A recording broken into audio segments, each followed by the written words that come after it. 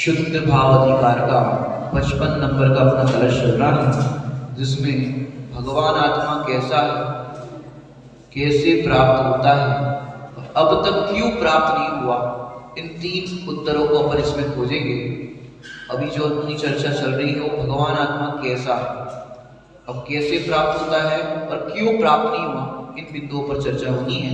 पहले अपन मूल कलश का पाठ करेंगे। प्रीत्या प्रीति विमुक्त शाश्वत परे निशेषितो अंतर्मुख निर्वेदोदित शर्म निर्मित विया वैवाकृता आत्मनि चैतन्या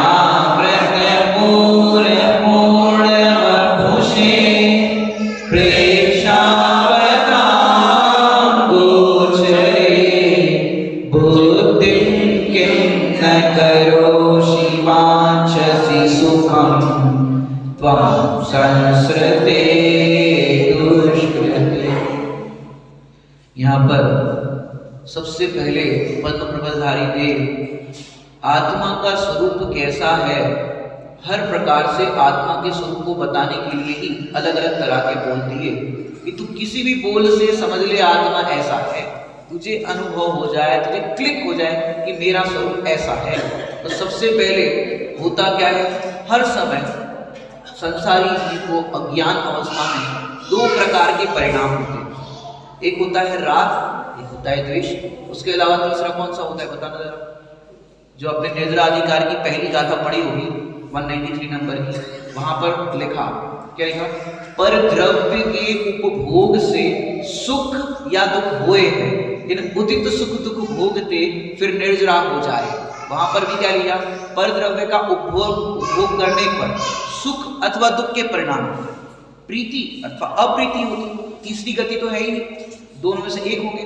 आपने मिठाई या कुछ चीज खाई, किसी ने पूछा कैसे लगे, या तो अच्छी लगेगी या अच्छी नहीं लगेगी, 2 ही बात होगी, तीसरी तो कोई नहीं होगी।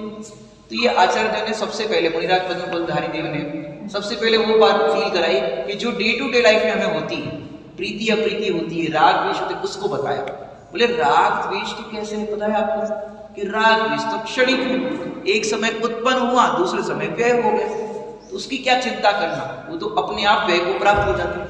तो जो शाश्वत रहता है, हर समय एक रूप रहता है, तो वो दूसरे नंबर पर बताया, अरे हीरा पद तो शाश्वत पद है, ये आत्मा है वो शाश्वत है, अनादि काल से है और अनंत काल तक रहेगा। तो दूसरे नंबर में ये शाश्वत पद की सिद्धि की। तीसरे नंबर में बताया ये आत्मा सर्वथा अंतर्मुख है, कहीं बाहर गया ही नहीं अपने स्वरूप को छोड़ करके। भले ही 4 गति 84 लाख योनि में जीव का गमन होता है, लेकिन जीव अपने स्वद्रव्य क्षेत्र काल भाव को छोड़ करके कहीं गया ही नहीं। नरक में जाने पर नारकी नहीं हुआ, त्रियंच आदि में जाने पर उस रूप हुआ नहीं। ये दिखता तो है, ये सब दिखता है ना, त्रियंच आदि घूमते हुए ये सब आपको दिख रहे हैं, नारकी में जाने पर नारकी रूप दिख रहे हैं, लेकिन वैसा हुआ नहीं। जैसे सांस्कृतिक कार्यक्रम चल रहा हो, बच्चों का होता है, 10 दर्शन आदि प्रसंग में अपन रखते हैं पाठशाला के बच्चों का, अब वो बच्चा 4 गति का स्वरूप बताने के लिए, एक्टिंग करने के लिए आया। आजकल लाइट एंड साउंड का जमाना है, सब अलग तरीके से प्रेजेंटेशन होता है।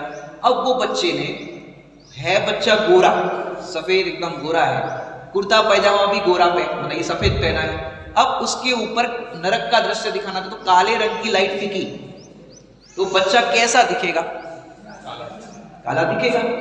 अब लाल रंग की लाइट फेंको तो लाल, अनेकों रंग की लाइट फेंको तो वैसा दिखेगा। और बच्चा कैसा हुआ?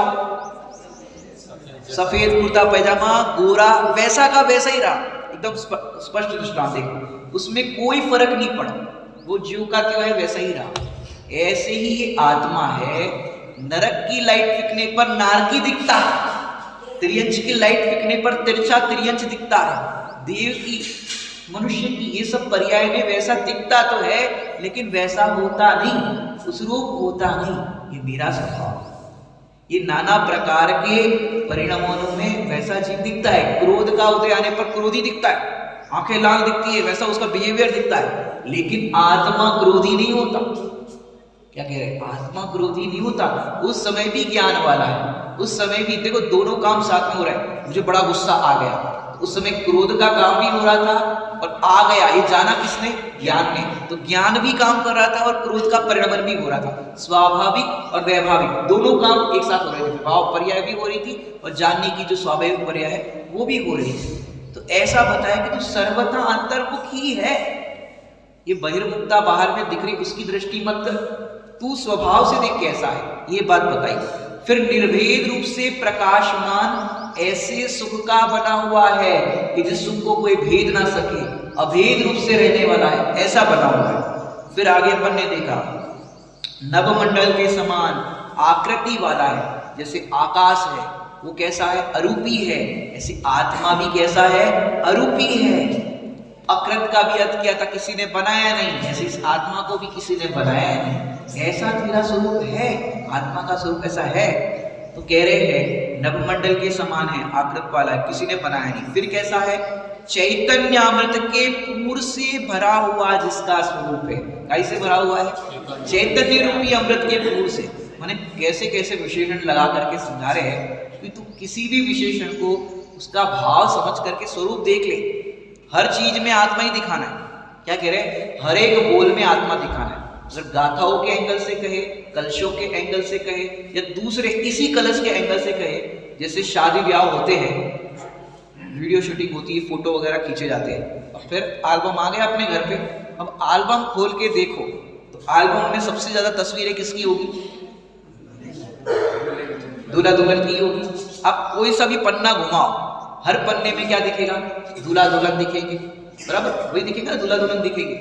हर पन्ने पे दूल्हा दुल्हन दिख रहे हैं, लेकिन हर पेज पर, हर फोटोग्राफ में उसकी एक्शन, क्या बोलते हैं, पोज बोलते हैं, क्या बोलते हैं, अभी ऐसा करो, अभी ऐसा करो, ऐसा ऐसा कैमरामैन कराता है तो अलग अलग पोज दिखाई देते हैं, ऐसे ऐसे करके, जैसे भी वो करता है, पर उसमें रहता कौन है? दूल्हा दुल्हन। ऐसे ही यहाँ पर कलश में अलग अलग तरह के बोल, द्रव्य, क्षेत्र, काल, भाव, या जहां से भी जो सिद्धि करनी है अस्थि नास्ति से, हर एक बोल में दिखेगा कौन? एक आत्मा। कहीं से भी उठाओ, बाबूजी युगल साहब जो 5 साल का शिविर होता है ना सम्मेद शिखर जी में, ये अपना उज्जैन वाला, तो एक बार वो बाबूजी युगल साहब बोले, भैया कौन सी गाथा ले? प्रारंभ करना था, पहला ही प्रवचन, बोला कौन सी गाथा ले? तो कोई बोला पंडित साहब 6वीं गाथा, कोई बोला 38वीं, कोई बोला 320वीं, कोई बोला 100 चला। अब इतने सारे ऑफर आए कि पंडित साहब ये गाथा लो बाबूजी। तो पंडित साहब तो नहीं कहते थे उनको, बाबूजी ही बोलते थे, वो मना करते थे। अब बाबूजी को इतने सारे ऑफर आए, क्या बाबूजी एक साथ सारी गाथाएं ले सकते? बाबूजी तो बोले ठीक है, सबका ये मानना है, ये गाथा चाहिए। बाबूजी बोले यमुना के कंकर सभी शिव शंकर। यमुना नदी के किनारे कोई भी कंकर उठा लो, क्या है वो? शिव शंकर। ऐसे कोई भी गाथा निकालो, कोई भी कलश निकालो, सभी भगवान आत्मा को बताने वाले। इसलिए कहीं से भी उठाओ, ऐसे अमृत रच करके गए हैं इतने आचार्य महान, इतने मुनिराज, तो कहीं से भी उठाओ तो हर बोल के अंदर आत्मा ही पता है। तो किसी तरह से आत्मा को समझे। तो चैतन्य अमृत के पूर्ण से भरा हुआ जिसका स्वरूप है, यहां तक कितने बोल हुए? गिनो। प्रीति अप्रीति वाला 1, शाश्वत पद है 2, सर्वथा अंतर्मुक्ति, निर्भेद रूप से प्रकाशमान 4, सुख का बना हुआ है 5, नभमंडल के समान आकृति बना वाला 6, चैतन्य अमृत के पूर से भरा हुआ जिसका स्वरूप 7 बोलों में सिर्फ आत्मा का स्वरूप बताया, 7 बोल में आत्मा का स्वरूप बताया। अब यहां पर आत्मा का स्वरूप बताने के बाद वो जिस बात को समझा रहे वो बात समझने की जरूरत है कि ये आत्मा ऐसा है सबका, चाहे ज्ञानी हो चाहे अज्ञानी हो, सबका आत्मा ऐसा है। लेकिन ये गोचर किसको है, इसका अनुभव होता किसको है, ये बात मुख्य यहां पर समझने वाली है। सबका आत्मा एक सा बता दिया भैया सबके पास ऐसा है, लेकिन अनुभव किसको होगा, हु इज एलिजिबल। यदि हम इंद्रिय की अपेक्षा से गिरें तो एक इंद्रिय से लेकर के असंगी पंचेंद्रिय तक तो जीव को अनुभव हो ही नहीं सकता।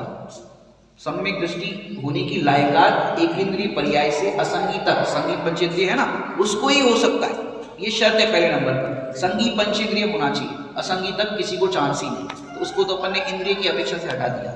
उसके बाद सम्यक दर्शन किसको हो सकता है, अनुभव किसको हो सकता है। यदि पहले टेक्निकली बात अगर मैं करूं, 5 भाव है, उस 5 भाव में गोचर कितने हैं और अगोचर कितने हैं। ये पूर्व की जो टीका आई है 38 नंबर की प्रसिद्ध गाथा है, वहां पर इसकी चर्चा की है। तो वहां पर औपशमिक भाव, शायोपशमिक भाव, शायिक भाव और औदैहिक भाव, 4 भाव से अगोचर कहा है। सम्यक दर्शन के 3 जो है ना, औपशमिक, शायोपशमिक और शायिक, इससे भी आत्मा अनुभव में नहीं आएगा। इन भावों से भी, औदैहिक भाव से तो आएगा ही नहीं। ये जो हम पढ़ना लिखना सुनना समझना कर रहे हैं ना, ये कौन सा भाव है, औदैहिक भाव। इससे भी आत्मा अनुभव में नहीं आएगा। और जो सम्यक दर्शन के 3 पहलू बताए, औपशमिक, शायोपशमिक, शायिक भाव, उससे भी गोचर नहीं है। तो किससे गोचर है 5 भाव की शैली में, तो पारिणामिक भाव, जो ध्रुव भाव है, एक रूप रहने वाला भाव है, उससे गोचर है। माने जो आत्मा का अनुभव होता है वो कैसे होता है, उसकी विधि के अंदर अपन देखें तो 5 नंबर की जो समय जी में गाथा है, उसकी टीका में 4 पहलू आए। याद है किसी को 4 पहलू समय जी की 5वीं गाथा के अंदर आए। आगम का सेवन, युक्ति का अवलंबन, पर अपर गुरुओं का उपदेश, और फिर 4थे नंबर पर क्या कहा, स्वानुभव से प्रमाण। देखो ये स्टेप बताइए इसकी कि क्या करो। पहले आगम का सेवन, आगम का सेवन मतलब क्या, शास्त्र स्वाध्याय। इस शास्त्र स्वाध्याय तो अपन बहिरंग से कह रहे हैं। अब जिस जमाने में शास्त्र नहीं है, या नारकी के पास शास्त्र नहीं है, और जगह गतियों में शास्त्र नहीं है, तो वो कैसे करेगा, क्योंकि प्रोसीजर तो एक ही होनी चाहिए ना, चाहे कोई भी गति में हो जी काम। तो ये आगम का सेवन मतलब क्या, कि भाई जो वस्तु स्वरूप जैसी है वैसी स्वीकार है। और वो भगवंतों ने कही, पुद्गल है, पुद्गल का ऐसा स्वरूप है, जीव अजीव आश्रव बन समो निद्रा मोक्ष क्षेत्र पे 7 तत्व, सबका जो स्वरूप बताया जैसा है, जो छेड़ाला में कहा ज्यो का त्यो सरधान, जैसा स्वरूप है वैसा सरधान करो। तो जैसा बताया है वस्तु का स्वरूप, पहले नंबर सम्यक दर्शन के पूर्व देशना काम करती। इसमें 2 प्रकार के आते हैं, उसके अंदर तत्वासूत्र जी में तन निसर्गात अधिगमन। तो तन निसर्गात अधिगमन 2 प्रकार के सम्यक दर्शन है, निसर्गज और अधिगमज।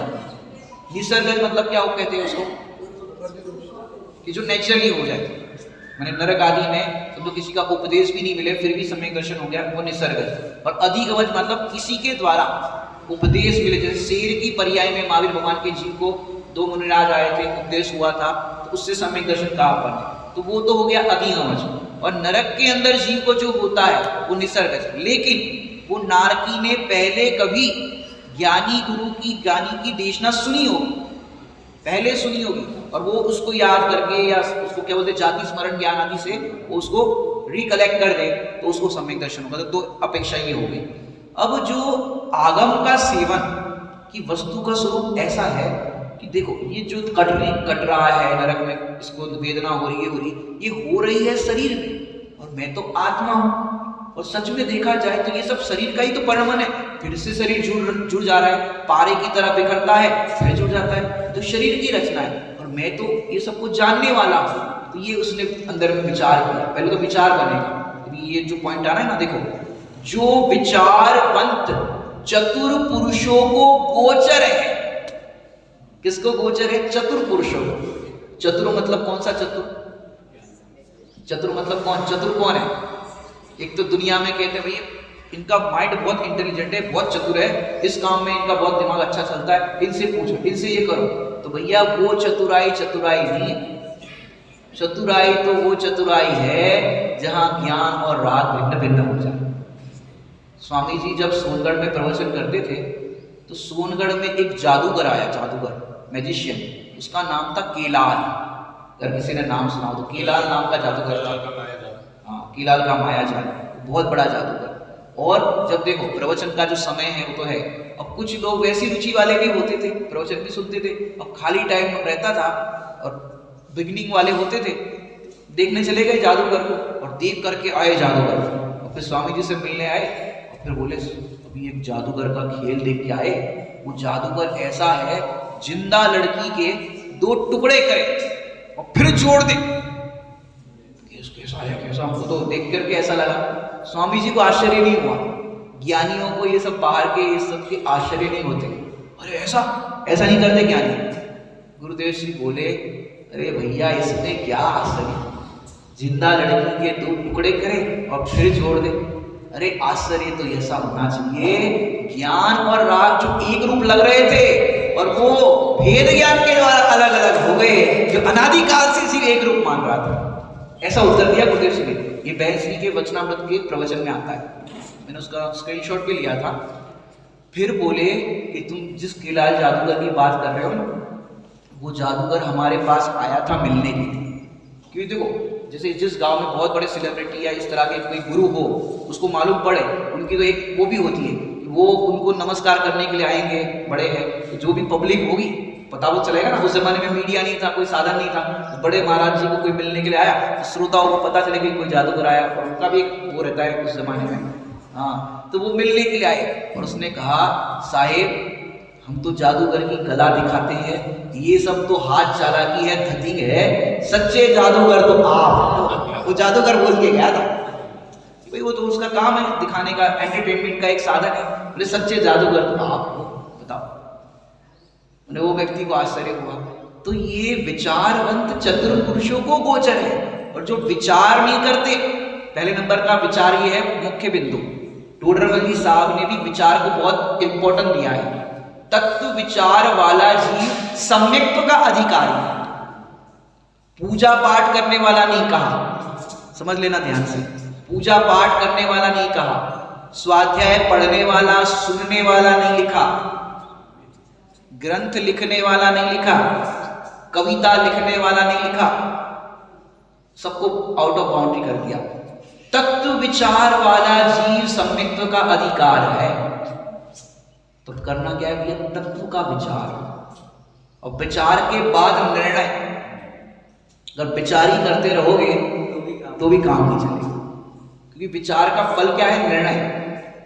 शायद पहले आपको दृष्टांत दिया कि नहीं दिया कि शादी के लिए पहले मिलना जुलना या जो भी मीटिंग वगैरह होती है आजकल के परिप्रेक्ष्य में, तो उसमें फिर बातचीत हो गई, तुरंत जवाब देते हो हल गया, पक्की कर दो, ऐसा करते हो तुरंत कि नहीं भैया विचार, पहली मीटिंग हुई है, विचार करके बताएंगे दोनों जन ने ऐसा करा, और भी रिश्तेदारों से सबसे पूछेंगे भैया कैसे है, क्या है, कहना क्या है।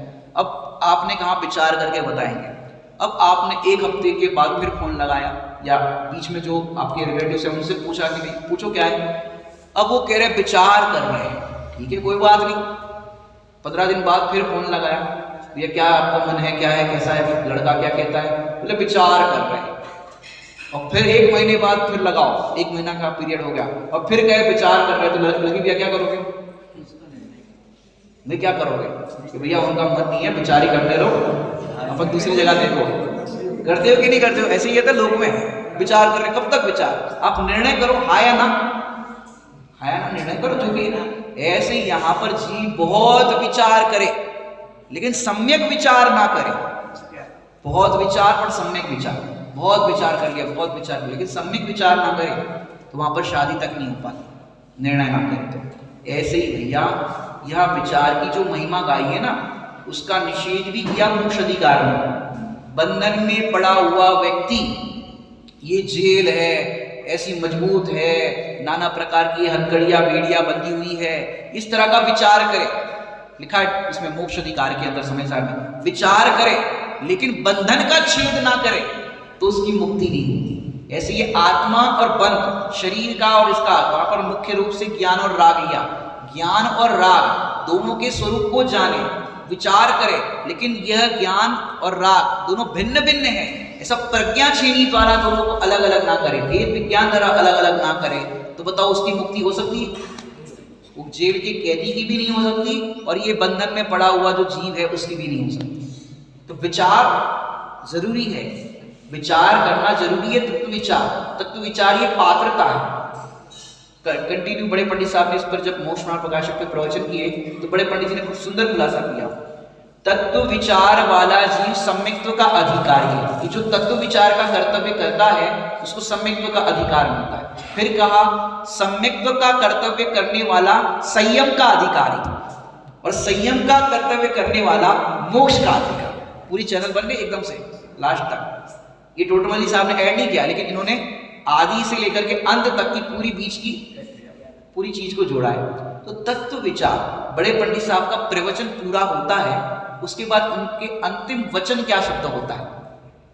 अंतिम शब्द जब पूरा प्रवचन होता है ना, वो क्या बोलते हैं? बड़े पंडित जी के सुनते होंगे आप लोग। अंतिम शब्द क्या होता है? विचार में। यही शब्द होगा पैटर्न। कोई भी प्रवचन उठा करके देख लो, लास्ट शब्द विचार।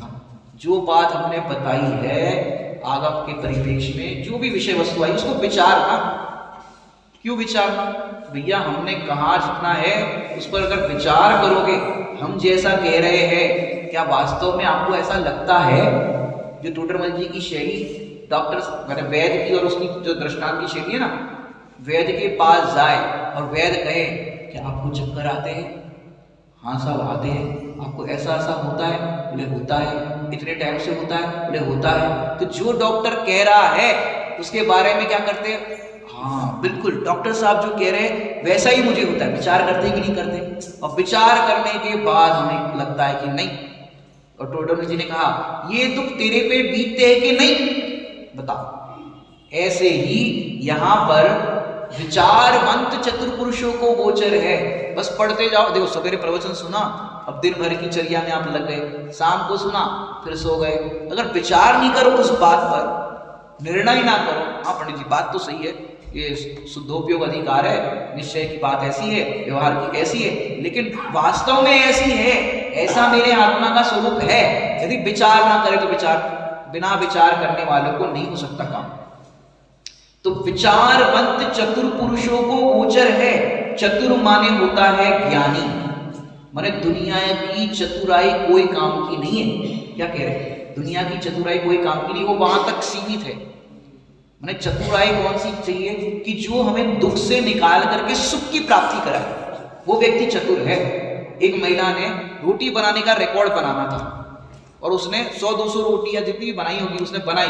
अब 3 दिन तक बनाती रही, लेकिन 3 दिन तक खाया पिया कुछ नहीं। अब रिकॉर्ड तो बन गया लेकिन वो अलविदा हो गई। बताओ ऐसा रिकॉर्ड किस काम का? ऐसा रिकॉर्ड किस काम का कि भाई रोटी बनाती रही लेकिन खाई तो एक भी नहीं। इसलिए विचार करना, विचारवंत चतुर पुरुषों को गोचर है। चतुर माने कैसा चतुर? कि वो सुख की प्राप्ति कराए और दुख को दूर करे।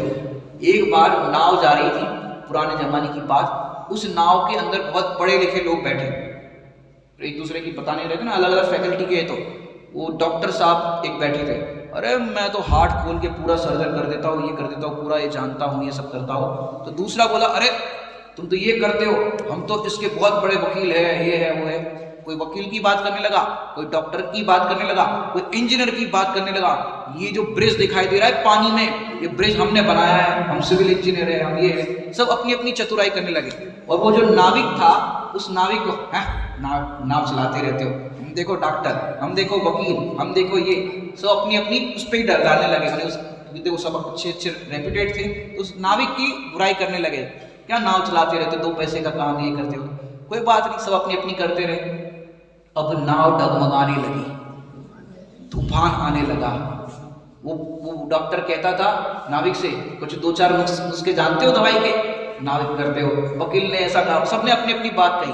तब वो नाविक बोला, आप लोग इतने बड़े चतुर हो, आप लोगों किसी को तैरना आता है कि नहीं आता है? क्योंकि नाव डगमगा रही है, बाकी आपका ज्ञान आपके पास, लेकिन अब नाव डगमगा रही है, मुझे तो तैरना आता है, मैं बच जाऊंगा, तुम्हारी तुम जान। बताओ कौन सा ज्ञान काम आया वहां पर?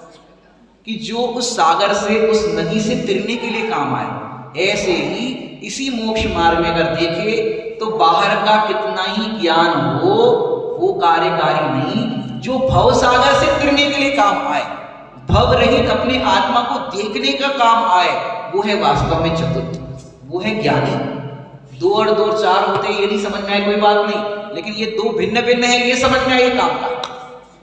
तो विचारवंत चतुर पुरुषों को गोचर है।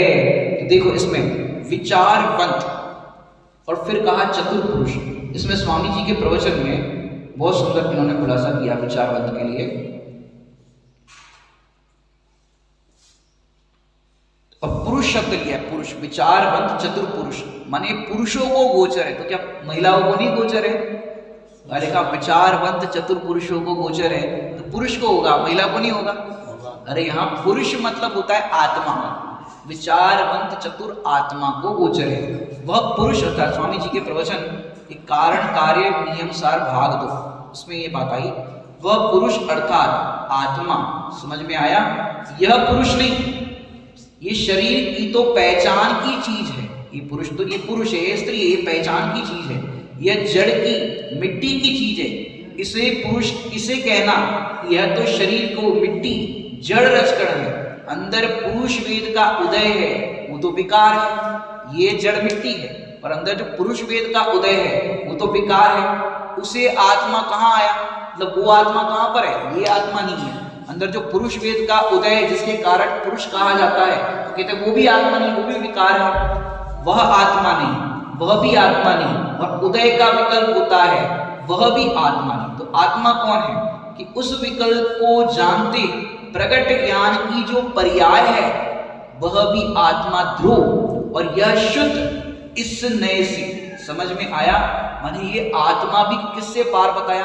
विकल्प बताए पुरुष वेद के, उससे भी पार, देह से भी पार। वो कोई चीज है, वो अलग वस्तु है, लेकिन प्रॉब्लम क्या है? हमने आत्मा को देखा ही नहीं। किसी चीज को देखा हो तो आपको स्पष्ट ज्ञान होता है कि ये ऐसा ही है, पर किसी ने आत्मा को देखा है? दूसरे की नहीं, अपनी आत्मा की बात चल रही है यहाँ पर। तो आत्मा को देखा है किसी ने? नहीं देखा ना। तो ये प्रॉब्लम, ये सबसे बड़ी, आप इतनी बात कह रहे हो इतने दिनों से, लगभग 6 दिन हो गए, 7 दिन हो गए, आज तो 7वां दिन है। इतने दिन से कह रहे हो आत्मा की रुचि क्यों नहीं करता, आत्मा का स्वरूप भी 7 गोलों के अंदर देखा, लेकिन 7 गोलों को देख करके समझ करके किसी को आत्मा दिखा? ऐसा आत्मा नहीं दिखता है। अब आत्मा देखा ही नहीं तो दिखे कैसे? प्रॉब्लम यहां हो गई। इसका समाधान करते हैं कि कैसे अपने को प्रॉब्लम है। देखो, एक आइलैंड था, आइलैंड समझते हो? टापू। उस टापू पर ज्यादा कोई व्यवस्था ही नहीं थी। आजकल तो सब आइलैंड में टूरिस्ट प्लेस बना देते हैं, लेकिन व्यवस्था नहीं थी। वो आइलैंड ऐसा था। अब एक नाव भूली भटकी हुई उस आइलैंड पर आ गई, और उसमें कोई नाविक नहीं था, और वो आकर के रुक गई किनारे पर आकर के। अब उस जगह पर बहुत कम व्यवस्था है, खाली खाना पीना और रहना, इतनी व्यवस्था थी, और वो गरीब लोग रहते थे, और आजीविका के लिए कुछ साधन भी, फूल पत्ते और जो भी व्यवस्था है वो करते थे, खाते पीते थे, पकाते थे सब्जियां वगैरह। अब क्या हुआ कि उस आइलैंड पर एक भी दर्पण नहीं था। क्या नहीं था? दर्पण। अब जीवन में कभी दर्पण देखा ही नहीं, दर्पण का स्वरूप भी पता नहीं। जैसे हमने आत्मा देखा नहीं तो आत्मा का स्वरूप भी पता नहीं, पूरा मैचिंग करते जाना। अब क्या हुआ कि एक बार वो आइलैंड पर नाव आई ना, उस नाव में ऐसी पेटी थी, पेटी समझ लो, ऐसी पेटी थी, उस पेटी के अंदर दर्पण था। अब नाव आई तो वो जो लकड़ी काटने के लिए गया था वहां का व्यक्ति, उसने देखा ये नाव है, खाली है, क्या है, और पेटी देखी तो पेटी घर पर लेकर के आया, और अकेले में जो उसका कमरा था उसमें पेटी को खोला, और ऐसा उल्टा दर्पण था, ऐसे करके ऐसे देखा। अब देखो, दर्पण नहीं था तो खुद की शक्ल भी नहीं देखी। आपने अपनी अपनी शक्ल देखी है? बिना दर्पण के कैसे देखो? बिना प्रतिबिंब के नहीं देखी। तो उसने भी कभी अपनी शक्ल नहीं देखी और दर्पण का भी ज्ञान नहीं। और जैसे ही दर्पण को देखा, दर्पण में क्या दिखेगा? खुद का चेहरा दिखेगा, खुद का देखा नहीं, पता नहीं। अब उसको पिताजी की चेहरा देखा था, और पिता से शक्ल मिलती है कि नहीं, पिता झलक जो पुत्र में दिखती, उसको लगा अरे, और पिताजी तो स्वर्गवास हो गया था। अरे पिताजी पिताजी, उसको पिताजी की छवि दिखने लगी, अपनी छवि देखी तो पिताजी पिताजी, अरे आप कहाँ चले गए, आज मिल गए पिताजी। कभी वो रोए, कभी अच्छे प्रसंगों को याद करके हंसे, ऐसी दशा उसकी हुई, हंसना रोना ऐसी दशा हो गई। अब तो बार बार पिताजी को याद करे, बार बार याद करे, और फिर पेटी में वो दर्पण रख ले। अब पत्नी जो थी, वो पत्नी सोचने लगी बहुत दिनों से इनका बिहेवियर बदला हुआ है, हंसते रोते मतलब गुमसुम रहते हैं, क्या बात है। तो पत्नी ने सोचा कि ऐसे तो पहले नहीं थे, अब ऐसा क्यों करने लगे। फिर एक दिन जब उस दर्पण को लेके ऐसे ऐसे कर रहे थे, ऐसे कुछ कर रहे थे, तो पत्नी को लगा ये पेटी में करते क्या है, ये जब लकड़ी काटने बाहर जाए मैं पता लगा दूं। अब पत्नी ने कमरे में गई जब वो लकड़ी काटने के लिए गया, और पत्नी ने पेटी खोली और दर्पण देखा, उसको क्या दिखेगा, खुद का चेहरा। तो वो पत्नी बोली, उसने तो खुद का चेहरा भी नहीं देखा था, ना दर्पण का ज्ञान। ओहो, लगता है कि इसके चक्कर में पड़े, पहले शक्ल देख करके गुस्सा में दर्पण रख दिया, ओ ये कोई सुंदर स्त्री के चक्कर में है। उसको डाउट हो गया।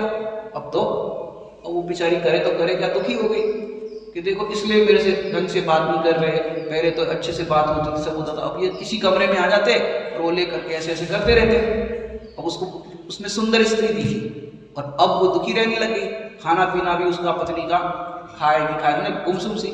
सासू माँ बोली, बेटा क्या बात है, कोई टेंशन है, कोई बात है, कोई विकल्प है तो बताओ मुझे। कि नहीं माँ कोई बात नहीं ऐसी।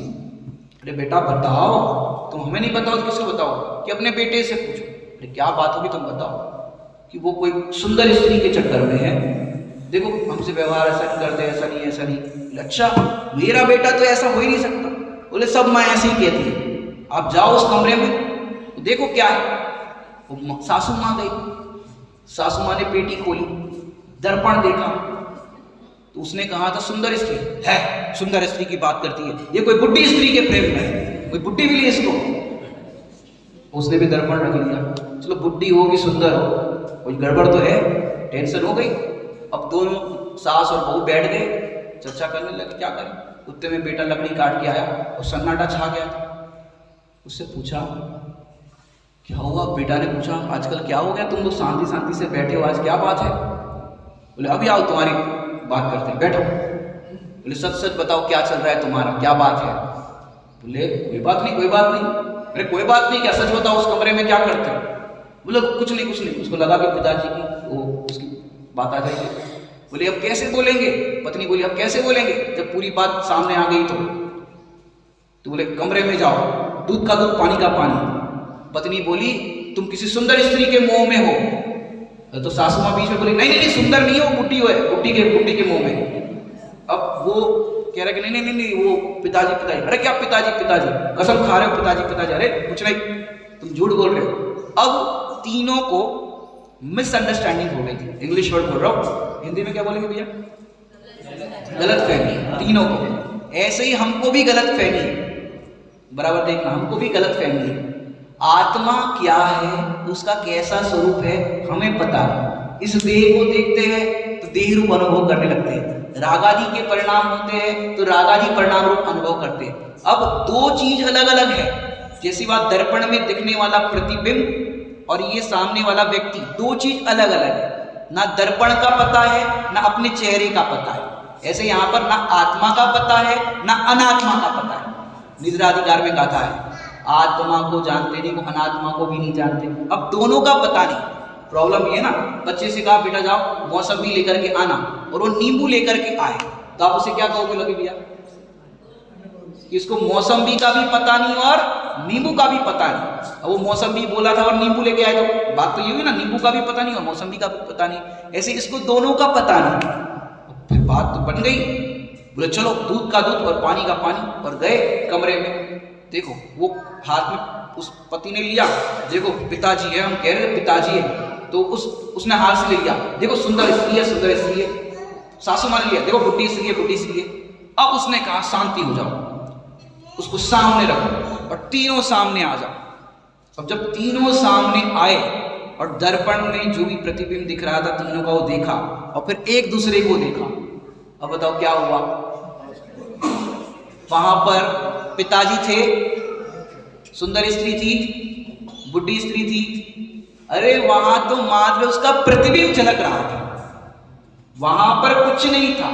अब तीनों को अपनी मति कल्पना अनुसार भ्रम हो गया था, मिसअंडरस्टैंडिंग हो गई थी। अब इसका इलाज क्या करना पड़ेगा? वहां से हटानी पड़ेगी सुंदर स्त्री, बुढ़ी स्त्री, पिताजी को हटाने पड़ेंगे। अरे भ्रम दूर हो गया, मिसअंडरस्टैंडिंग दूर हो गई।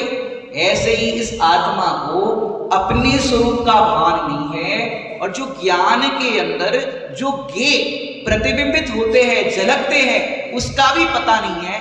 इतनी सी मिसअंडरस्टैंडिंग के कारण संसार है, इतनी सी मिसअंडरस्टैंडिंग। आत्मा का भी पता नहीं और आत्मा में जो झलकने वाले गे पदार्थ है, जानने में आने वाले राग आदि कहो, शरीर आदि कहो, ये सब ये है, इसका पता नहीं। और जब पता ही नहीं है स्वरूप, सोचो दर्पण का ही पता ना हो, कितनी मिसअंडरस्टैंडिंग होती कि ये इसे दर्पण कहते, झलकाने का साधन कहते, कितनी मिसअंडरस्टैंडिंग हो गई, कितना घर में कलह हो गया, वो दुबली पतली हो गई चिंता में। लेकिन बताओ जैसे ही भ्रम दूर हुआ, क्या हुआ? तीनों को सम्यक दर्शन, सम्यक ज्ञान, सम्यक चारित्र हुआ कि नहीं हुआ? सच्ची श्रद्धा हो गई। ये तो दर्पण शब्द भी नहीं आता हो, ये तो हमारे प्रतिबिंब को झलकाने का साधन है, वहां पर दर्पण में कुछ नहीं। ऐसे ये आत्मा है, ये ज्ञान स्वरूप है, इसमें ये सब गे झलकते हैं। ये ज्ञान स्वरूप ज्ञान रूप से रहता है, मात्र गे झलकते हैं और पूरा कॉन्सेप्ट क्लियर हो गया, मिसअंडरस्टैंडिंग दूर। डोडरमल जी साहब कहते हैं ब्रह्मजनित रोग को दूर करने का उपाय क्या है? क्या दूर करना? भ्रम दूर करना। और ये भ्रम दूर होना ही सम्यक दर्शन है, ये भ्रम दूर होना ही सच्ची श्रद्धा है। बोलो इतना सा काम, बोलो इतना सा काम में कितने भाव लगा दिए। ये भ्रम दूर करना है, ओनली भ्रम, मिसअंडरस्टैंडिंग। देखो देह चेतन अलग अलग है, देह और चेतन अलग अलग है, यह है अंडरस्टैंडिंग। और ये दोनों को एक मान रहे हैं, यह है मिसअंडरस्टैंडिंग। ये मिसअंडरस्टैंडिंग, ये है गलतफहमी। गलतफहमी दूर हो गई, टेंशन फ्री, गलतफहमी दूर हो गई, निराकुल होते कि नहीं होते? जैसे ही गलतफहमी दूर, अंधेरे में प्रवेश करे, रस्सी रास्ते में पड़ी हो और पैर लग जाए, साफ साफ साफ, और जैसे ही लाइट खोल करके देखा, क्या हुआ? सांप सुनते ही हार्ट बीट बढ़ गई थी, और जैसे ही देखा ये तो रस्सी है, निराकुलता हुई कि नहीं? ऐसे अपन मान रहे थे ये शरीर है, मैं हूं, और पता चला ये तो अलग है, ये पार्टी अलग है, ये पार्टी अलग है। दोनों का जब भेद विज्ञान हो गया, निराकुलता, आनंद ही आनंद, यही तो सम्यक दर्शन है। तो भ्रम जनित रोग को दूर करने का उपाय भ्रम दूर करना है। डॉक्टर प्रवीण जी बांसवाड़ा वाले हैं ना, एक सुंदर दृष्टांत देते हैं इसके लिए कि एक सेठ जी करोड़पति बढ़िया, उन्होंने दूध का ग्लास भरा हुआ था और पी रहे थे, मतलब पीना था। और आजकल लोगों की आदत होती है, दूध है, जूस है, ऐसे ऐसे पी लेते, ऐसे ऐसे पीना। ये तो ऐसा है कि कूड़ेदान में ऐसे डाल दे, सीधा डाल दिया। कम से कम अपनी स्लाइवा मिक्स होनी चाहिए, चम्मच से पियो, चम्मच से नहीं पी पा रहा हो तो मुंह में थोड़ा सा रखो, अपनी लार मिक्स हो तो वो फायदा करेगा, उस दृष्टि से अगर बात करें तो। अब वो सेठ जी भी ऐसे ग्लास भरा हुआ था और फटाफट पीने वाली स्टाइल। अब वो जल्दी जल्दी में कई बार क्या होता है कि ऐसे पी रहे थे, ऊपर छिपकली थी और छिपकली की परछाई उस ग्लास में पड़ रही थी और जल्दी में पी लिया। अब वो सेठ जी को भ्रम हो गया कि मैंने दूध के साथ छिपकली निगल दी। फटाफट डॉक्टर के पास गए, या चेकअप करो, जो भी है करो। उसने वो सब अंदर का एक्सरे जो कुछ भी होता है वो सब कराया और उसके फैमिली डॉक्टर बोले, सेठ जी कोई समस्या नहीं है, कोई छिपकली नहीं है, कोई पूछ तक नहीं। कैसी बात कर रहे हो? मैंने आंखों से देखा, मैंने पिया है, मुझे पता है। कैसी बात करते हो? अब तो जितना चाय ले लो, अब तो 5 लाख रुपए ले लो, मेरे को सही कर दो। अब डॉक्टर साहब क्या करेंगे? अच्छा ठीक है, बोले चेक ऐसा करके 5 लाख का दे दिया, अब तो ठीक करो। ठीक है भाई, डॉक्टर तो अपना काम करके लाओ 5 लाख। और उसने क्या किया? आपने छिपकली काय के साथ निकली थी? बोले दूध के साथ। बोले दूध लाओ। सेठ जी लगवाया हुआ शुद्ध दूध पीते, वो मर्यादित दूध लाओ। दूध लाया, वो दूध पिया जैसे स्टाइल में पीते थे। अब उससे कहा उल्टी करो, उल्टी करो। अब उसने उल्टी कराई और उल्टी कराई तो सेठ डॉक्टर साहब ने पहले ही छिपकली की व्यवस्था करके रखी थी और जैसे उल्टी कर डाल दी। अब बताओ वो सेठ जी कहने लगे, बोलो छिपकली निकली कि नहीं निकली? मैंने बोला था, मैंने पी है, निकली कि नहीं निकली? अब मुझे बताओ डॉक्टर साहब ने उसकी छिपकली यहां से निकाली कि उसके दिमाग में जो भ्रम था उसको निकाला? ऐसे ही श्री गुरु आचार्य भगवंत ज्ञानी हमारा भ्रम दूर कर रहे। तुमको लगता है हम अनेक गेयों को पी के बैठे, ये सब मेरा, ये सब मेरा, ये तेरा भ्रम दूर कर रहे। तेरा कुछ भी नहीं है। कौन है अपना यहाँ किसको पराया, हम कहे एक की आंखों में खुशियां एक के आंसू बहे, आत्मा के वास्ते साधना के रास्ते चले राही चल। बताओ भ्रम दूर करते मैंने इतना सरल कौन बताए?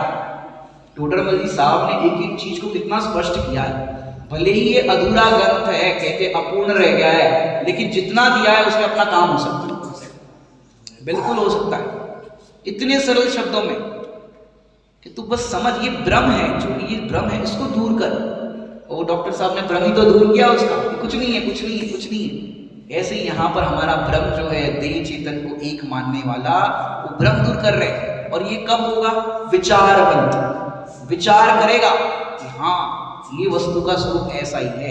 तो विचारवंत चतुर पुरुषों को गोचर है। अब तक जितने भी जीवों ने विचार किया है उसके बाद ही उनका कार्य सफल हुआ है। विचार सुना तो बहुत, लेकिन विचार नहीं किया। जैसे पवन जय और अंजना सती का दृष्टांत पूर्व में दिया, उसके अंदर एक और नई चीज बताए कि जब इतने इतने परिवार के मेंबरों ने समझाया होगा कि नहीं कि बेटा बहू से बातचीत नहीं करते, उसके साथ अनादर क्यों करते हो। फ्रेंड्स ने नहीं समझाया होगा पवन जय को, सबने समझाया, लेकिन समझाने पर भी विचार नहीं किया। और जब रणभूमि में चकवा चक्री का वियोग देखा, वहां किसी ने समझाया नहीं था, किसी ने कुछ कहा नहीं था, लेकिन विचार किया। और विचार करने के बाद स्वयं ही समझ में आ गई बात। अब तक हमें समझ में नहीं आया, अब तक नहीं हुआ, तो इस बात पर फोकस करना, हमने उस बारे में विचार ही नहीं किया। बताओ, जो मीटिंग होती है, मीटिंग में होता है एजेंडा। एजेंडा में क्या होता है? मतलब कि आप आज ये मीटिंग जो हो रही है इसमें इस बात पर चर्चा होगी, विचार करके हम पास करेंगे कि भाई ये कायदा ऐसा होना चाहिए। समाज में समझो कोई भोजन आदि का रखना है, भाई साल में एक बार सब सामूहिक भोजन सबका रखेंगे। जब भी जैसा कई जगह पर 10 दर्शन के बाद होता है, कई जगह कभी होता है, तो ये विचार करना पड़ता है ना पहला, और फिर निर्णय होता है।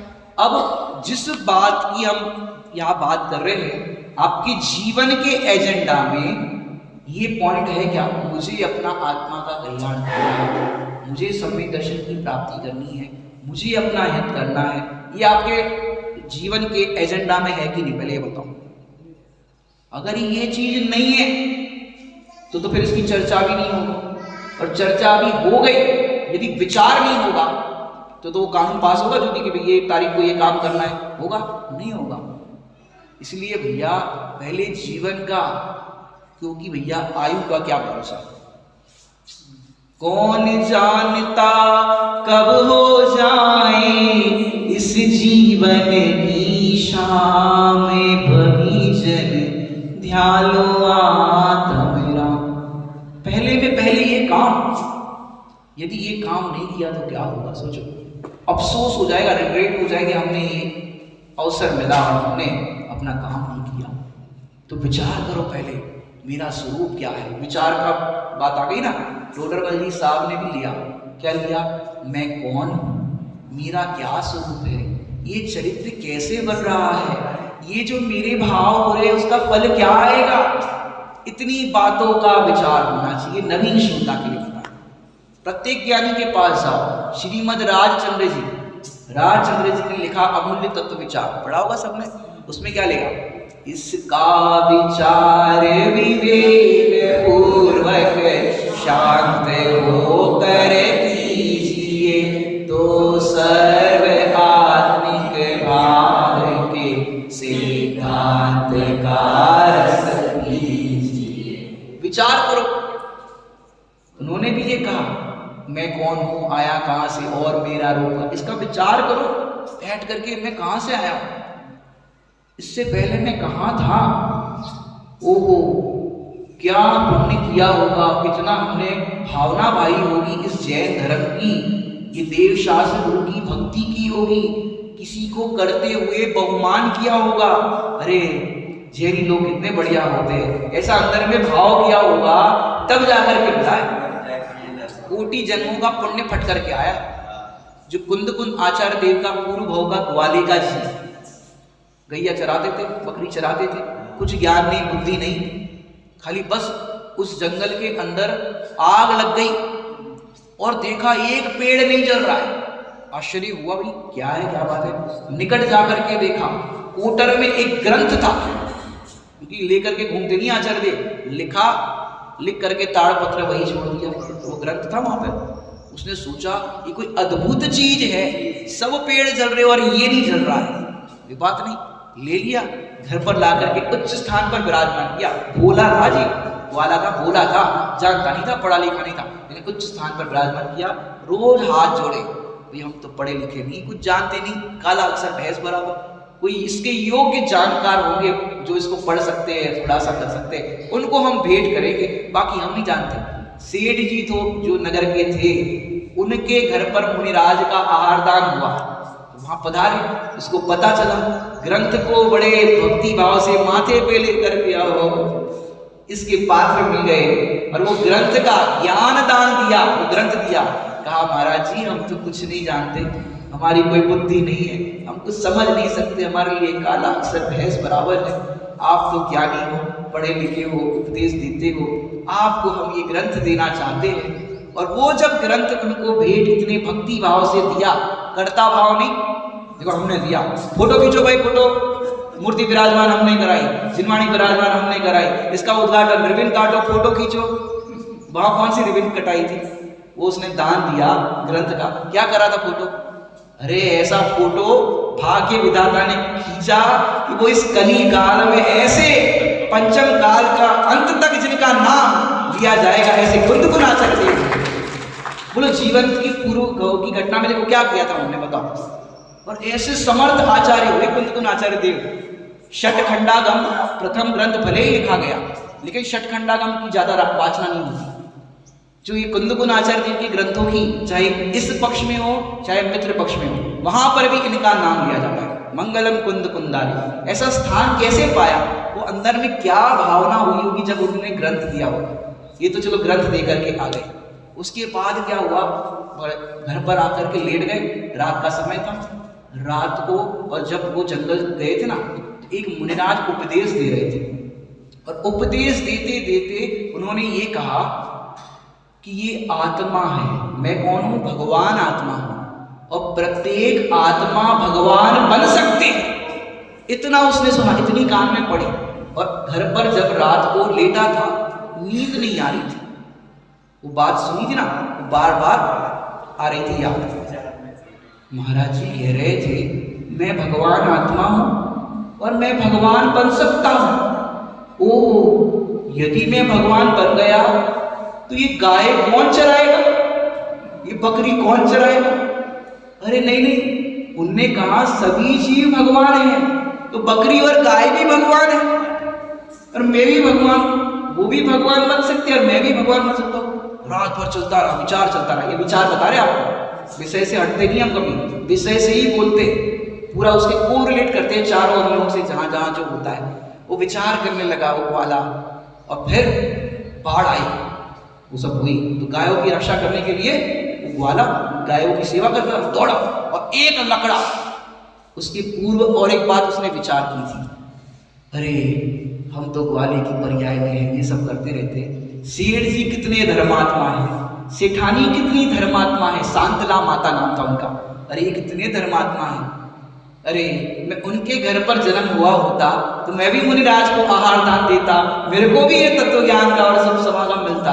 और वहां लकड़ा, बाढ़ के अंदर हुआ था पानी का बहाव, लकड़ा एक आया धारदार और पेट में घुस गया, प्राण छूट गए। कोई बात नहीं, अंतिम में कोई नमकार मंत्र किसी ने नहीं सुना, लेकिन जीवन भर का जो विचार, जो भक्ति बहुमान था, उसके फल में वो शांतला माता सेठानी के गर्भ में आए और वो पद्म नाम का नाम बालक रखा और वो फिर आगे चल करके कुंद आचार्य बने। बताओ क्या मेहनत की थी उन्होंने इसके लिए। भावना का फल है, विचार का फल है, अनुमोदना का फल है। यदि आप विचार करते हो, अनुमोदना करते हो, भैया ऐसा बहुत अच्छा ऐसा भावना पाते हो, ये भावना भवनाशिनी, भावना भववर्धिनी, श्रावकाचार्य में आया हो भावनाधिकरण में, भावना भवनाशिनी और भावना भववर्धिनी। आप चाहो तो भावना से भव को बढ़ा सकते हैं और आप चाहो तो भावना से भव को घटा सकते और मिटा भी सकते हैं। इतना फल है, इसकी पावर है, पावर भावना की बहुत पावर है।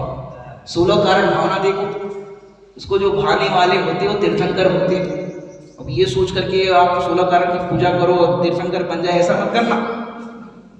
अरे ये सम्यक दृष्टि जीव, मिथ्या दृष्टि को 16 कारण भावना नहीं होती। सम्यक दृष्टि जीव, और जिसने वो आत्मा का अमृत पिया है उसको अंतर से ऐसी जगत वत्सल्यता की भावना होती है कि ये अमृत सारे जगत के जीवों को मिले, एक इंद्रिय से लेकर के सबका हित हो। ऐसी जिसको भावना होती है सभी जीव के कल्याण की भावना, उसको तीर्थंकर प्रकृति का बल होता है। ऐसे नहीं होता भैया। लेकिन विचार बहुत इंपॉर्टेंट है। जो इस तरह का विचार करते हैं, वो विचार करने वाले, देखो जितने भी तीर्थंकरों को, ज्ञानियों को, जितने भी भगवान बने हैं, उनको दीक्षा का भाव आया, दीक्षा लेने का भाव आया। उसके पहले क्या हुआ था? विचार। अगर विचार ना हो तो कैसे दीक्षा लेंगे? नीलांजना का नृत्य देख रहे थे और देखते देखते उनके तो ज्ञान की अद्भुतता थी। वो नीलांजना की आयु पूरी हुई और देव ने रंग में भंग ना पड़े तुरंत दूसरी प्रकट कर दी। ऐसे ऐसे घूमी और नीचे बैठी और उसी जगह पे दूसरी प्रकट कर दी देवांगना, और ये किसी को पता नहीं चला। सबकी इतनी शक्ति नहीं थी, लेकिन आदि कुमार ने देख लिया, ओहो अवधि ज्ञान लगाया, पता चला अरे इसकी तो मृत्यु हो गई। निधन को देख करके वैराग्य आया। अब उसके पहले उन्होंने किसी की डेथ नहीं देखी होगी। देखो आप विचार करो कि इतना बड़ा आयु, 84 लाख पूर्व की आयु, 83 लाख पूर्व तक तो वो घर में थे। एक पूर्व कितना होता है? 70 लाख 56,000 करोड़ वर्ष, ये एक पूर्व। और 83 लाख पूर्व। अपना कैलकुलेटर, तुम्हारा कंप्यूटर फेल हो जाएगा, इसमें काम नहीं आएगा। अब जीवन में इतने लंबे काल में ग्रस्त दशा में मृत्यु नहीं देखी होगी। मृत्यु तो देखी लेकिन विचार नहीं किया। समझाने की नहीं आ रही बात? मृत्यु तो बहुत देखी लेकिन विचार नहीं किया। सफेद बाल देख करके वैराग्य आया किसी को, तो किसी के सफेद बाल नहीं देखे होंगे उन्हें, देखे होंगे कि नहीं, लेकिन विचार नहीं किया। ये इंद्रधनुष और इसको देख करके वैराग्य आ गया। तो ये सब क्षणभंगुरता उन्होंने पहले नहीं देखी होगी, देखी थी लेकिन विचार नहीं आया। जब विचार आया, पंडित साहब की एक अलग अलग कथाओं के बारे में भी पंडित जी ने पद्य रचनाएं लिखी है, बड़े पंडित जी ने। वहां पर उन्होंने लिखा बलिनाथ भगवान वैरागी के बारे में। सज धज कर दूल्हा बन कर निकले मली कुमार, नगरी की शोभा देख जागा प्रभु को यह विचार। दूल्हा बनकर के तैयार बैठे, पूरा नगर सजा हुआ है और खूब एकदम संगीत वाद्य सब बज रहे, खुशहाली का वातावरण है। विचार आया, ओहो अभी ये जो खुशहाली का वातावरण है, ये जो सजा हुआ है, जैसे ही विवाह संपन्न हुआ, जैसे ही भावने पड़ गई और सब कुछ हो गया, विदाई हो गई, उसके बाद ये सब उतर जाएगा। ये सब जो ताम झाम है ना, सब उतर जाएगा। जैसे आप पंच कल्याण के पहले दिन जाते हो, पूरा मंडप सजा हुआ, और जिस दिन भगवान जो मंडप में विराजमान थे वो यहाँ वेदी पे विराजमान हो जाए, उसके बाद आप देखना दोपहर के भोजन के बाद मंडप क्या होता है, पूरा ये जो सो दिख रहा है ना एकदम, ये क्या हो जाता है। जैसे ही भगवान यहाँ पहुंचे, अरे मैं कह रहा हूँ यहाँ पहुंचे, जुलूस निकला, उतने में ही सब थोड़ा थोड़ा शुरू हो जाता है, विघटन होना शुरू हो जाता है, क्योंकि वो मंडप की शोभा भी इन भगवंतों के कारण थी। जब भगवंती मंदिर में नहीं है तो वो शोभा किसके लिए? विचार किया वो बलिनाथ भगवान ने, मतलब राज्य अवस्था में। ये सब ताम झाम थोड़े दिन का है, थोड़े समय का है। जैसे ही शादी हुई सब खत्म। ऐसे ही भैया हमें अपना हित करना है, दूल्हा बनकर तैयार थे, वैराग्य आया, दीक्षा धारण कर दी। नेमी कुमार जैसा ही सीन है इनका, मतलब एक तरह से शादी पक्की हो गई थी और होना ही थी शादी, लेकिन नहीं हुई। ये विचार है।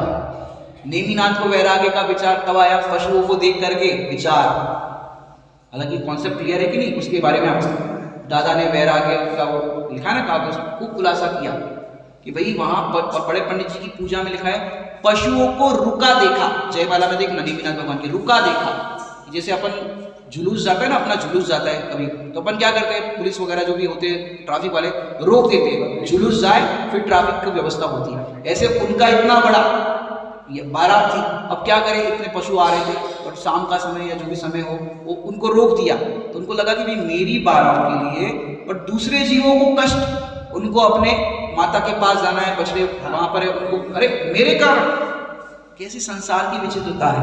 विचार आया गिरनारी की ओर चलो, गिरनारी की ओर गए, दीक्षा धारण। इसका मतलब विचार है वो इंपॉर्टेंट चीज है। वहां पर कोई ग्रंथ नहीं पढ़ा था उन्होंने, कीर्तन करने या ज्ञानियों ने। ये जगत की नश्वरता जो हमने आपको एक दिन बताया था, ये जिनवाणी है, जहां तहां फैली जिनवाणी। आप प्रकृति से सीख सकते हो, प्रकृति आपको बताती है, ये सब जिनवाणी है। माने सीखने के लिए हमें कोई ग्रंथ पढ़ने का ही जरूरी है ऐसा नहीं है। जिसको सीखने की कला आती है वो सर्वत्र सीख सकता है। बच्चों को देख करके, बड़ों को देख करके विचार। श्रीमद राजचंद्र जी के बचपन की घटना, मात्र 7 साल की उम्र थी, 7 साल की, और उतने में उनके परिचित एक बुजुर्ग शांत हो गए। तो उन्होंने पूछा, ये उनको सांप ने काटा था, तो उन्होंने दादाजी से जाकर के पूछा, श्रीमद जी ने, राजचंद्र जी ने, कि उनको क्या हो गया, लोग इतना क्यों रुदन कर रहे, क्या बात है। तो दादाजी बोले वो मर गए हैं। तो उनने पहली बार मरण देखा था। बोले मर जाना मतलब क्या होता है। बोले ये हल जो हलत चलन इसका दिख रहा है, खाता पीता घूमता फिरता रहता है, मरने के बाद ये सब खत्म हो जाता है और उसको शमशान में जाकर के जलाते हैं। अरे ये तो हमारे बहुत प्रिय थे, और प्रिय थे तो उनको क्यों जलाते हैं। विचार चलने लगा। और एक बावड़, बावड़ को तो आपके हिंदी में क्या बोलते हैं, बावड़, बावड़ को मैंने कांटे वाला वृक्ष होता है, बबुल, बबुल, बबुल होते ना, बबुल के वृक्ष पे चढ़ गए और वहां उसका अंतिम संस्कार हो रहा है, जो देह का हो रहा है। और विचार करने लगे, इतने स्नेही जन हमारे थे तो हम उनको क्यों जलाते हैं। और जो बोल रहे थे, चल रहे थे, हल रहे थे, फिर रहे थे, अब इनका बोलना चालना ये सब क्या हुआ। अभी तो शरीर यहीं पे है, और इसमें से जो बोलने चालने वाला, जागने वाला था, वो कहाँ चला गया। इसका मतलब 2 चीज अलग अलग है। 7 साल की उम्र, पेड़ पे, और उनको जाति स्मरण ज्ञान हुआ, और बताते लगभग 900 भावों का ज्ञान हुआ। सबकी योग्यता है, इतना ज्ञान हो गया। अंतरकरण का ऐसा अंदर में होने लगा। बचपन से ही वैराग्य में परिणति हुई, और लेखन आदि कार्य जो स्वयं ही लिख जाती थी, ऐसी रचनाएं लिखी। अंत समय में उनकी माताजी बिस्तर पर, ऐसी परिस्थिति थी एक बीमारी के कारण, और उस समय उन्होंने अपूर्व अवसर काव्य लिखा। सोचो कितना अपूर्व अवसर, हमारे भावना भा रहे थे माता जी की सेवा करते समय कि देखो इस शरीर की कैसी स्थिति है, अपूर्व अवसर कैसा आएगा कि जब मैं निर्ग्रंथ बन करके विचरूंगा। कैसी कैसी उन्होंने भावना भाई। अब बताओ ये विचार कितना काम करता है।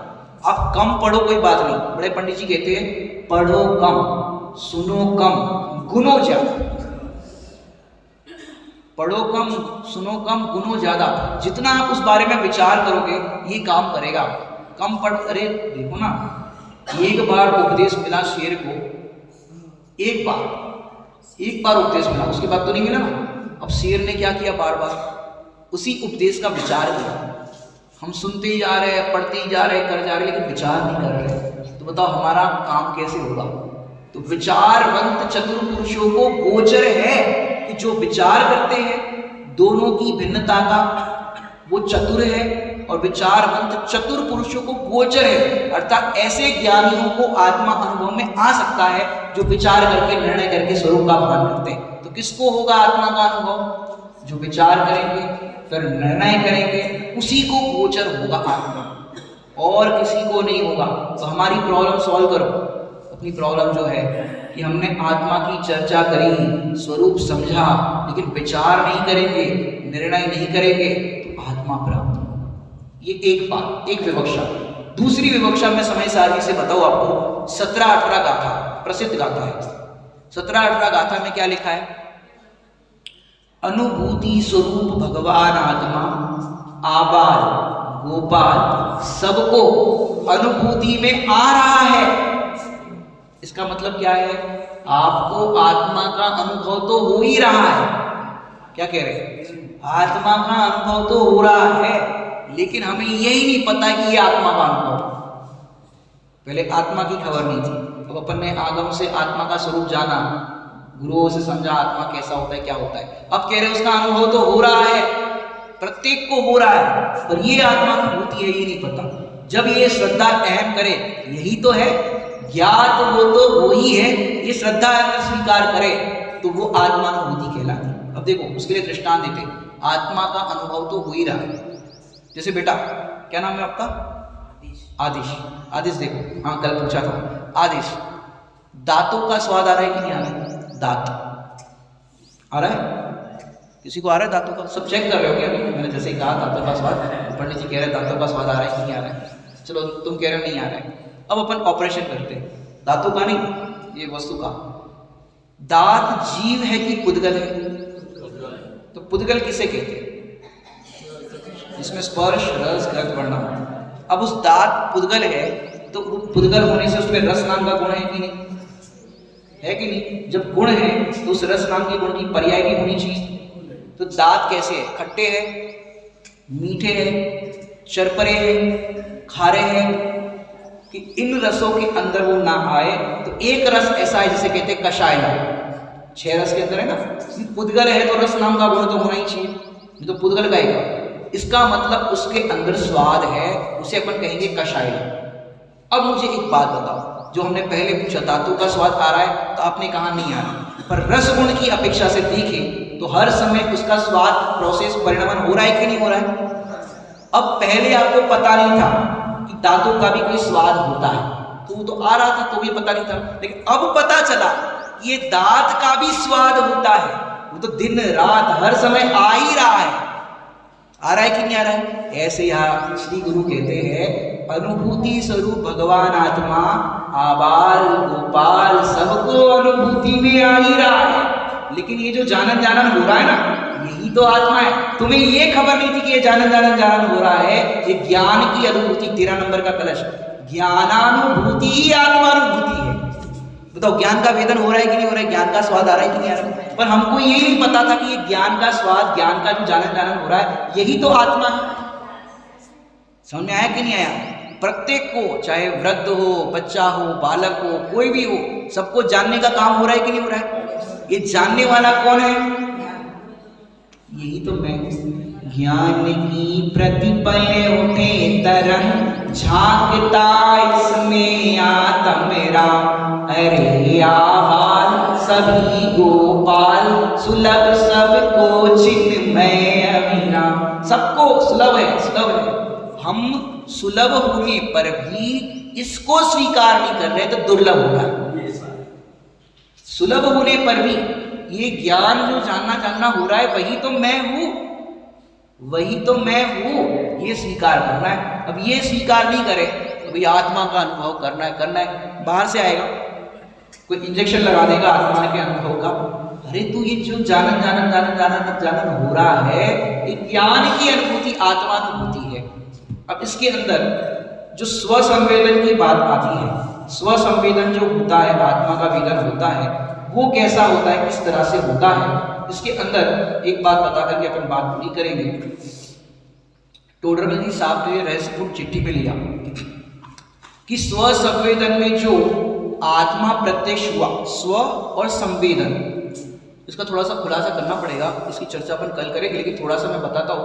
अब ये सम्यक दर्शन कैसे होता है और अब तक क्यों नहीं हुआ, इसका उत्तर कल देंगे।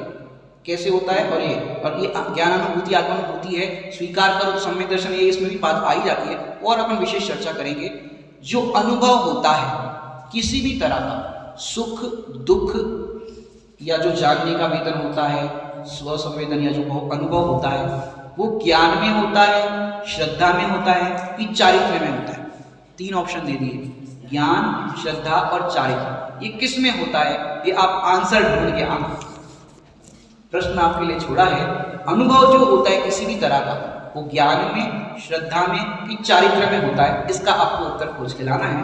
बाकी चर्चा पर कल करेंगे। ये विचारने के लिए बिंदु दे दिया, आप विचार करोगे कहाँ हो रहा है, क्या हो रहा है, कैसा हो रहा है। नमो वासुदेव। निज निधि निज में बताई यह अनंत उपकार है, उसके लिए चिन्हवाणी माँ को वंदना शतबार है, वंदना शतबार।